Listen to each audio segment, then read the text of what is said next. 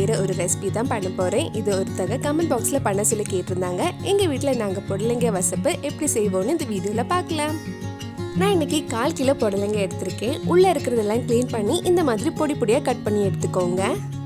இதில் தேவையான அளவு உப்பு ஆட் பண்ணி நல்லா மிக்ஸ் பண்ணதுக்கப்புறம் ஒரு 5 நிமிஷம் அப்படியே ஊற வச்சுருங்க. இந்த மாதிரி உப்பு போட்டு நல்லா பிசைஞ்சு ஊற வச்சா இதில் இருக்கிற தண்ணியெல்லாம் கொஞ்சம் வெளியே வந்துடும். புடலங்காயும் சீக்கிரம் வதங்கிடும். இப்போ இது வதக்கிறதுக்காக ஒரு பேனில் கொஞ்சமாக எண்ணெய் ஆட் பண்ணியிருக்கேன். எண்ணெய் சூடாகிறதும் கொஞ்சம் கடுகு போடலாம்.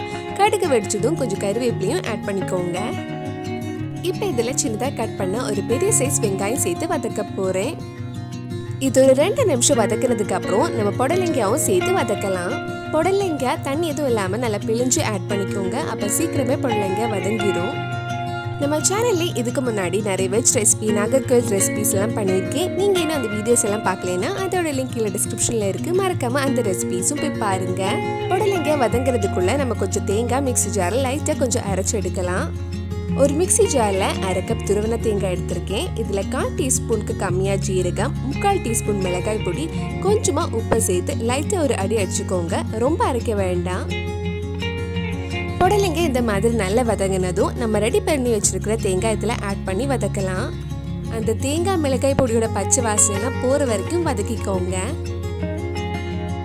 இதோட பச்சை வாசனை போனதும் நம்ம சுவையான புடலங்காய் வசப்பு ரெடி ஆயிடுச்சு. கண்டிப்பாக நீங்களும் இந்த ரெசிபி உங்கள் வீட்டில் செஞ்சு பாருங்க. பிடிச்சிருந்தா இந்த வீடியோவை லைக் பண்ணுங்க, உங்கள் ஃப்ரெண்ட்ஸ் அண்ட் ஃபேமிலிக்கு ஷேர் பண்ணுங்க. வேறு நல்லா வசப்பு ரெசிபி நம்ம சேனலில் ட்ரை பண்ணலான்னு கீழே கமெண்ட் பாக்ஸில் சொல்லுங்க. நீங்கள் என்ன என்னோட சேனலை சப்ஸ்கிரைப் பண்ணலைன்னா மறக்காம சேனலையும் சப்ஸ்கிரைப் பண்ணுங்க.